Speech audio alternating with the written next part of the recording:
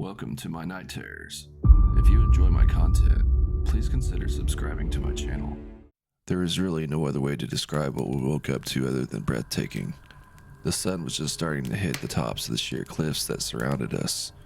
We had made our way down the Green River the day before, embarking on a 6-day rafting trip through Desolation Canyon in Utah. The remoteness of this canyon is what truly makes it appealing. This is one of the places rumored to be where Butch Cassidy and his outlaws would hide out from the law. We had set up our camp on a sandbar, and after having some breakfast, we began to load up our gear on a raft, eager to take it down the river. This was a trip me and my best friend Derek had been planning out for over a year now, and we were anticipating an epic week of fishing, camping, and exploring.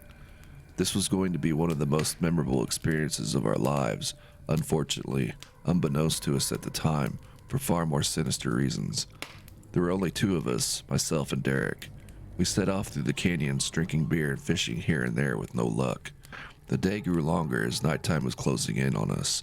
We sort of lost track of time, submerged in the beauty of this place. When we finally realized the sun was starting to go down, we kept a sharp eye out for a place to camp for the night, but we were surrounded by sheer cliffs on both sides of us. After a while, we were getting tired and were finding no suitable place to camp. It was getting dark now, so we decided we would probably have to sleep in the raft. We found a spot among the canyons, a fairly steep rocky hill squeezed in between two cliffs. We had plenty of beer and decided one night on the water wouldn't kill us. We tied off our raft around a decent-sized boulder. It definitely wasn't going anywhere. We sat around the raft drinking well into the night. It was around 2 a.m. when Derek fell asleep on me. I sat there for a while and started to get restless. I stuffed my pockets with a few beers, began to climb up the hill beside our raft. It wasn't too steep. I had my own headlamp on so I could see well enough. I made it up some ways to the crest and noticed it went down on the other side into a slot canyon. I wasn't about to go checking it out in the dark, but would definitely like to in the morning, I thought. I sat on the top of the hill facing the river, finishing off my beers. I laid back some and ended up falling asleep up there. I started dreaming I was in the slot canyon, venturing into it really far. It seemed to go on forever. The dream became very lucid. I could see a faint glow of a fire down the slot canyon deep into the earth. I could see numerous symbols covering the walls of the canyon going up the cliffs. My dream soon turned into a nightmare when I started to hear screams all around me.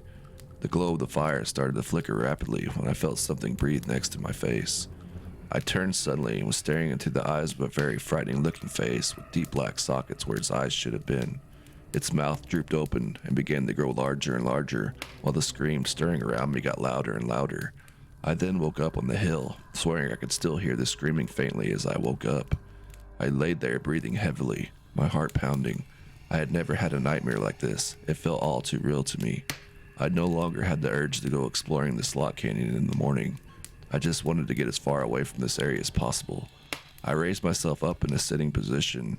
I was dying of thirst and needed to head back to the raft. I went to stand up when something grabbed hold of my legs and lifted them up, causing my head to slam backwards on the rocky ground. I raised my head up in disbelief and recoiled in horror when I didn't see anything there. At that moment, whatever had a hold of me began to drag me around in a circle, leading me down to the slot canyon. I started to yell for Derek to help me. I screamed at the top of my lungs when I felt something cover my mouth and muffle the sound of my voice. This scared the bejesus out of me, and I contorted my body back and forth with such a convoluted force, the presence around me seemed to dissipate. I was now in the mouth of the canyon when I saw a silhouette of a man standing on top of the hill. It was Derek. I tried to scream. As soon as I did, the presence covered my mouth again, and before you knew it, I was on my back, being dragged down the canyon. Now I was physically drained and couldn't fight this thing any longer. I was losing hope when I felt something grab both of my arms. Derek had a hold of me, pulling me back up the slot canyon. All at once, the presence left me, and I heard Derek scream as he went flying backwards. Whatever this was had pushed Derek off of me. I looked up and saw a dark floating form of what looked like smoke come floating past until it paused right in front of me. It then took the shape of a man. He was very tall and slender with long gray hair that seemed to cover his entire body. He also had large glowing white eyes that sent waves of terror down my spine when I saw them.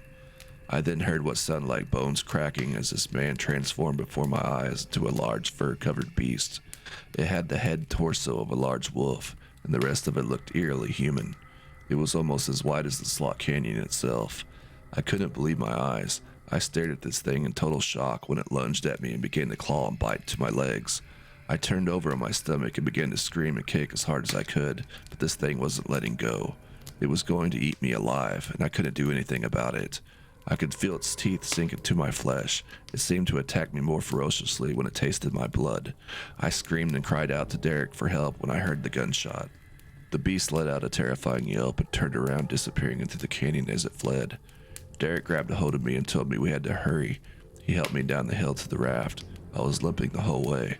We had just about made it to the raft when we both started to hear terrifying screams echo around us in the canyons.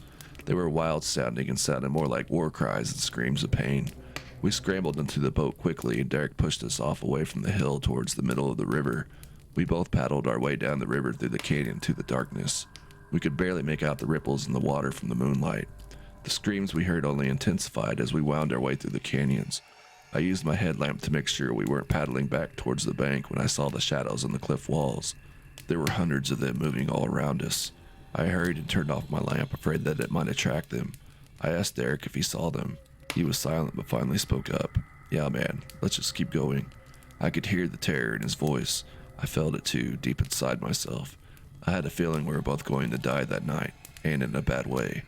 Soon the screams died down until they were barely audible. Shadows were gone as the sun was starting to illuminate the landscape. We sat there quietly, not saying a word, as we floated down the river in our raft. I thought we were actually going to survive this when Derek grabbed hold of my hand and squeezed it hard, his voice quivering as he started to paddle away from the shore coming up on the left. "Look," he said. I looked over at the shoreline and saw her, a woman with hair covering her face, going down to her knees. She was standing a few feet in the water. She seemed to be completely naked. Both of her arms were raised out in front of her in the shape of a Y. She wasn't moving at all as we slowly rowed past her from the other side of the river. "We aren't stopping here," Derek said. "That's not normal."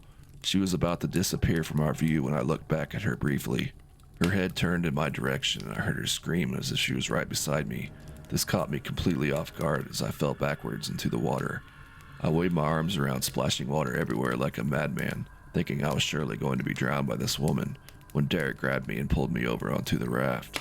We both sat there trying to catch our breath when Derek looked at me and asked if I had heard her say it too. I looked at him confused and asked what he had heard her say.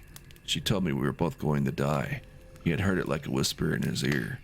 We continued to row down the river a few miles until we came across a group camp. At this point we felt relatively safe as we hadn't seen or heard anything since the woman standing in the river.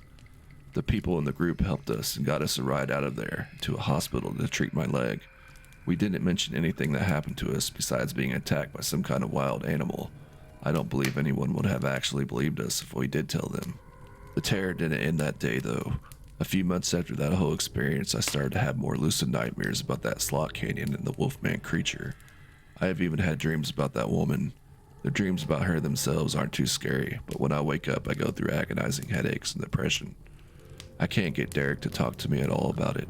I feel he is going through the same kind of stuff, but he won't admit to it. I feel terribly alone and frightened all of the time. That evil came back with us, and I feel I will never be able to escape it.